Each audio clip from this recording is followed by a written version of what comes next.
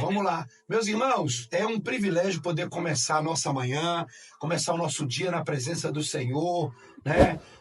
A gente criou aquela ideologia de que sexta-feira é um dia bom, né? Já virou até jargão, sextou aí, mas alguns criaram também aquela ideologia que a segunda-feira é um dia difícil. Irmãos, todos os dias você vai enfrentar luta, todos os dias você vai enfrentar guerra, mas não existe dia bom ou dia ruim quando você começa na presença do Senhor, amém? A Bíblia diz que o Senhor é aquele que guia os passos de um homem bom.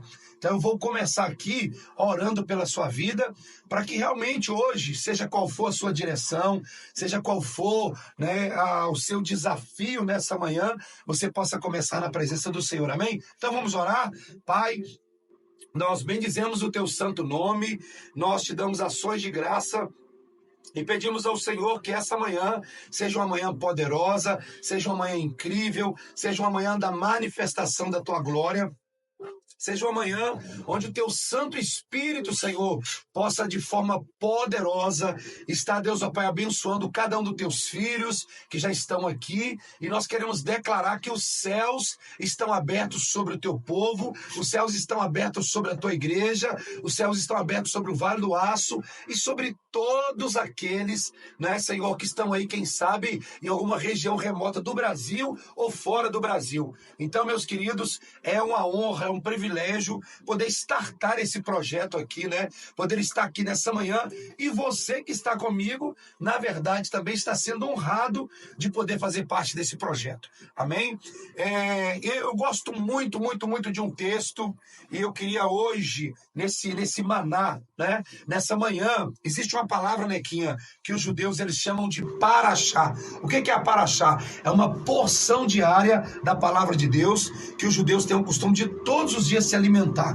Então, durante 365 dias, os judeus eles alimentam da palavra de Deus, né? E quando termina os 365 dias, eles fazem uma festa, eu vou muito a Israel, que se chama Simchat Torá. O que é a festa Simchat Torá? Que é a festa da palavra, onde eles celebram, eles adoram, por quê? Porque eles conseguiram durante 365 dias, ou 66 como esse ano que é bissexto, né?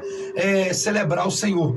E quando eu estava em Israel agora na guerra, o que aconteceu? No dia em que o Hamas ele invadiu Israel, era o dia dessa festa chamada Simchat Torá. E aquele dia, na verdade, né, era o dia em que as pessoas saíam para celebrar a festa da palavra. E o que eu tenho dito no Brasil? Que nós temos um inimigo pior do que o Hamas. Que inimigo é esse? A ignorância. O meu povo está sendo destruído porque lhe falta o quê?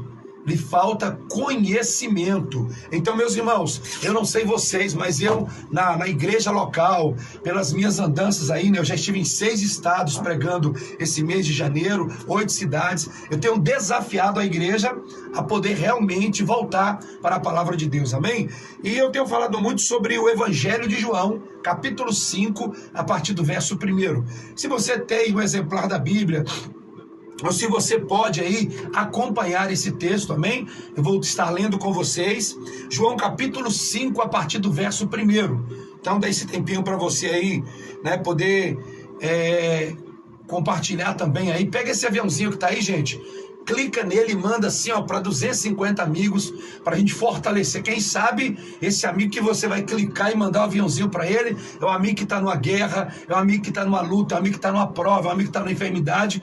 E essa palavra nessa manhã, ela vai ser, na verdade, né, a palavra que vai curar essa pessoa. Então hoje nós sabemos que uma das formas de nós podemos, na verdade, evangelizar é através da rede social, amém? Então use isso aí e vamos para cima, para a glória do Senhor Jesus, amém? Já que não pode ter o maná sem o café, né? Então Nequinha fez um café aqui para a gente poder estar junto. Café corajoso. Café de macho, meu Deus. Amém? Então vamos lá, meus irmãos, eu quero ler com vocês, segundo escreveu João, amém? Evangelho de João, capítulo 5, verso 1. Olha só, eu tenho dito muito, Nequinha, que o Brasil não precisa de pregadores.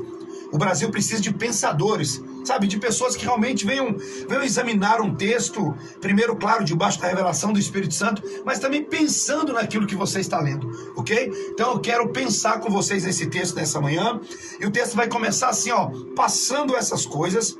Havia uma festa dos judeus, e Jesus subiu para Jerusalém.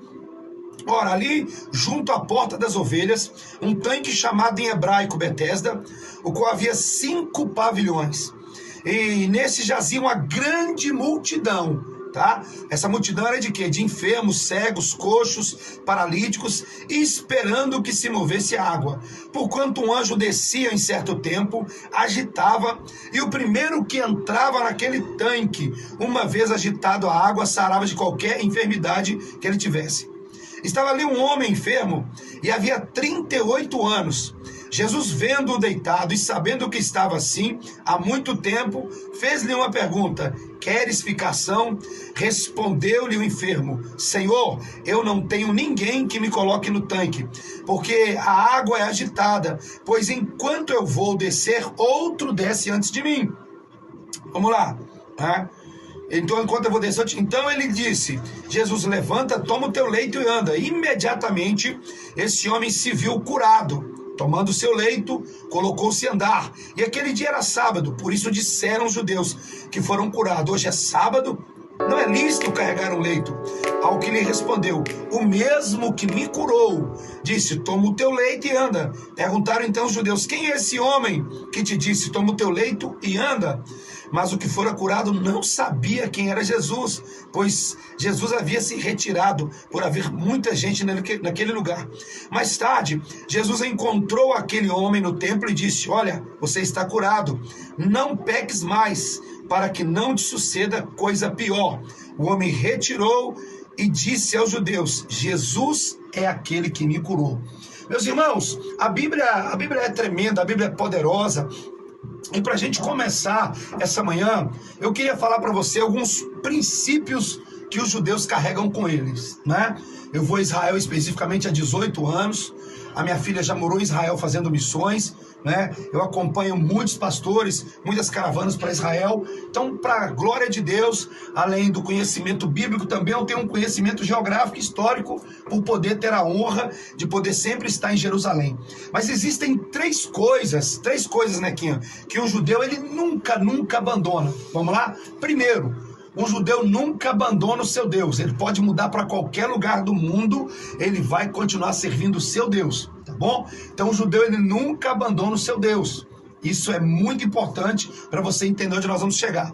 A segunda coisa, um judeu nunca abandona os seus costumes. Como assim? Né? O judeu toda sexta-feira às 18 horas é o dia dele fazer o Shabat dele. Então ele pode estar em qualquer lugar do mundo, ele para tudo e ele vai celebrar o seu Shabat, que é o tempo do descanso dele, e ele vai do dia, né, da sexta-feira às 18 horas, que já é pôr do sol para ele, já é sábado, até o outro dia, buscando ao Senhor. E a terceira coisa que um judeu nunca abandona, independente do lugar que ele está, são as suas festas. Então vamos lá, um judeu não abandona o seu Deus, um judeu não abandona os seus costumes, e um judeu nunca abandona a sua festa. Doutor Alain, um abraço, que eterno Deus te abençoe e te prospere, viu? Então, irmãos, o texto vai começar dizendo que Jesus deixou a festa. Olha só, se um judeu não abandona a festa, né? Como que Jesus deixa uma festa e vai para um lugar chamado Betesda, que havia uma grande multidão, né? Olha o Léo Botelho aí, Deus te abençoe, né? O que fez esse cara deixar essa festa? Escute isso. Para poder ir a um lugar chamado Betesda, que só havia pessoas enfermas. É sobre isso que nós queremos falar. Por quê? Porque ali naquele lugar chamado Betesda, eu estive lá muitas vezes, né? Espero estar também muitas vezes, que você vá comigo em nome de Jesus, né? Havia uma grande multidão. E no meio dessa multidão havia muitas pessoas que carregavam consigo uma enfermidade. Então o texto vai dizer que no meio daquela multidão tinha cegos.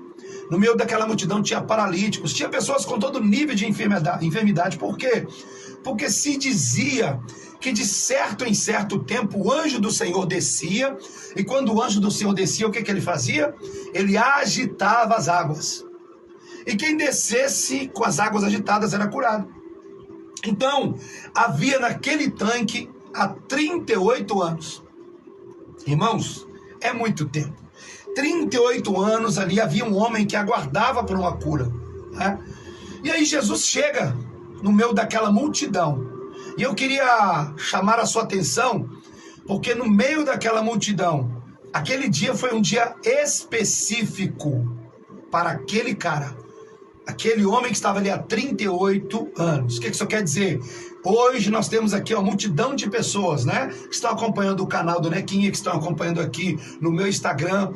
Mas eu quero dizer que a cura é para você, sabe? No meio daquela multidão específica. E Jesus, ele sempre ministrou a multidão. Né? Se eu for citar aqui algumas coisas, por exemplo, a multidão dos 5 pães e 2 peixes, tem a segunda multiplicação, né? Você vai ver quando Jairo encontrou Jesus, uma grande multidão. Quando a mulher do fluxo de sangue tocou Jesus, havia uma grande multidão. Mas em meio à multidão, João capítulo 5 vai falar que aquele dia, ele foi um dia específico para aquele homem que há 38 anos estava ali. A minha oração para aquele que crê, para aquele que toma posse do milagre, é que hoje não é mais uma segunda-feira, hoje é a sua segunda-feira, hoje é o dia do seu milagre, hoje é o dia da manifestação do Espírito de Deus na tua vida. Da mesma forma que o Senhor Jesus, ele foi ali por causa de um homem, eu creio que essa é a sua manhã, eu creio que esse é o momento que o próprio Deus preparou para que você seja ministrado.